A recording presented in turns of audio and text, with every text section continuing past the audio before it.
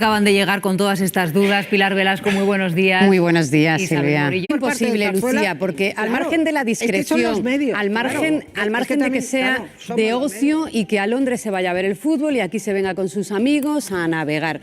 Las visitas del rey emérito no son privadas, por mucho que digan que son privadas. Es una contradicción en sí mismo, porque la Casa Real tiene que favorecer la seguridad del propio emérito, porque tienen que controlar el itinerario que lleva, si va a parar en un sitio, cuándo va a llegar, dónde va a residir, en casa de qué amigos se queda, porque la agenda, por mucho que sea con sus amigos, afecta a la Casa Real.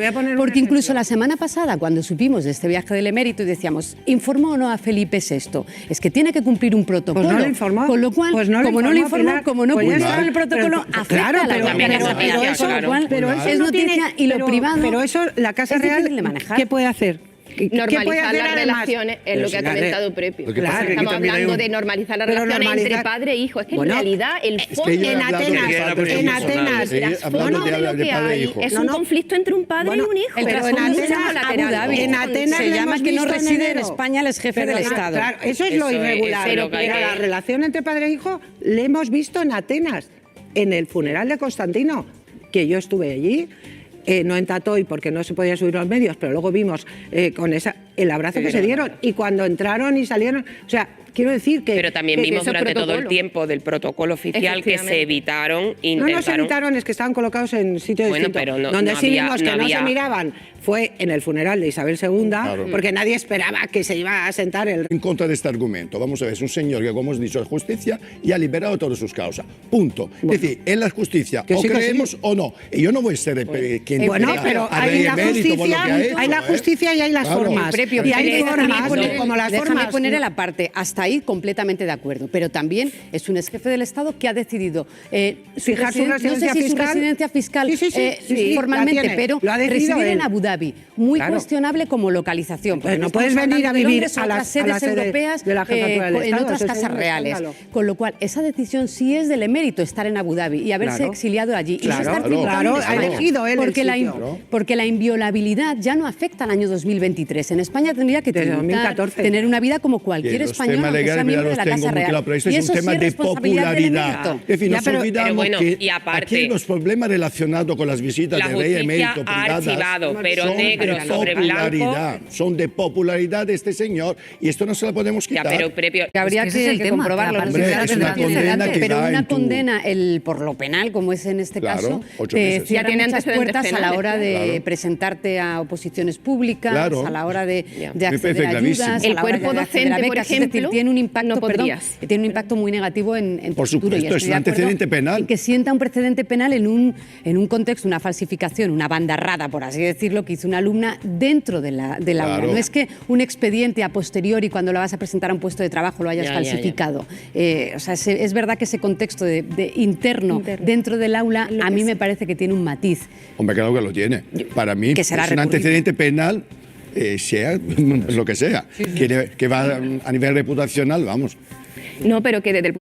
Más que enterarte qué haces, porque si quien está abusando de los trasteros pues se niega a dejar de abusar, es muy difícil. Legalmente no tiene una vía en la que puedas denunciar. Puedes poner anónimamente una llamada de teléfono a la compañía, pueden poner una multa. Pero con la denuncia anónima sí que se está funcionando, ¿eh? O sea, el tema de, por lo menos, que no sepas que has sido tú, ¿no? Hombre, lo típico de no crear un conflicto vecinal y que haya una inspección y que sí que se pueda intervenir. La cuestión es que hay que buscar conscientemente si hay alguien que se está aprovechando o no. Este es el tema. Porque si no está pagando lo mismo su trastero Bien, para otros usos. ¿Y por qué no vas a tener derecho? El problema es verdad que es que ese trastero no está vinculado a tu propia factura nominalmente, que a lo mejor las nuevas construcciones ya sí. Mucha atención que después de denunciar que estas adolescentes han sido víctimas de una violación, supuesta violación en grupo, ahora Pilar, la familia de una de ellas recibe amenazas de muerte a través de las redes sociales. Sí, menos mal que se puso la denuncia este fin de semana ante la Guardia Civil y que lo ha frenado absolutamente, porque la intención además de estas amenazas, en un contexto además de esta denuncia por violación, es que las niñas cambiaran la versión ante el juez y la declaración policial. Versiones que coinciden absolutamente.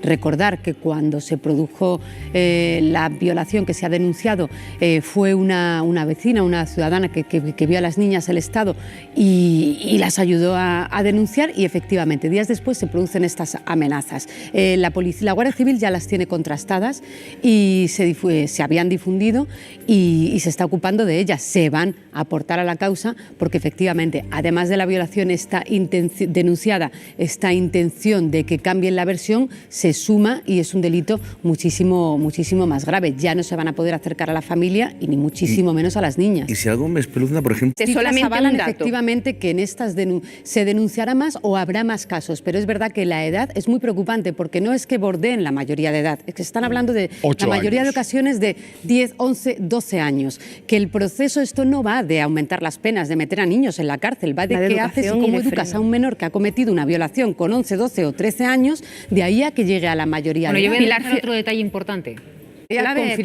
Confirmarlo contigo, Marta. Lo que tenemos es las versiones de Alves, que en su derecho a la legítima defensa pues van evolucionando de distinta manera, como bien nos han ido contando, y lo que tenemos también es una única versión de la víctima que no ha cambiado, la versión ante la policía, que coincide con la versión judicial, Marta, y además esa renuncia de la víctima al principio, cuando pone la denuncia de violación, de renunciar a toda indemnización, que eso sigue efectivamente tal cual, ¿verdad, Marta? El relato de la víctima efectivamente es coherente desde el minuto 1. El hecho de que salga del lavabo y manifieste lo que le ocurre también es un dato a favor. En ningún momento cae en ninguna contradicción, da credibilidad, lo explican en los autos, los jueces, los testimonios, que en ningún momento cae en contradicciones y explica todo lo que ocurre y es veraz y es totalmente consistente su relato. En el caso de Dani Alves lo que ocurre es que va cambiando las versiones en función de cómo van saliendo nuevas pruebas, se va adaptando a lo que ocurre. Eso también hay mucho que decir, en la mesa lo podéis comentar. ¿Que salen resultados de ADN?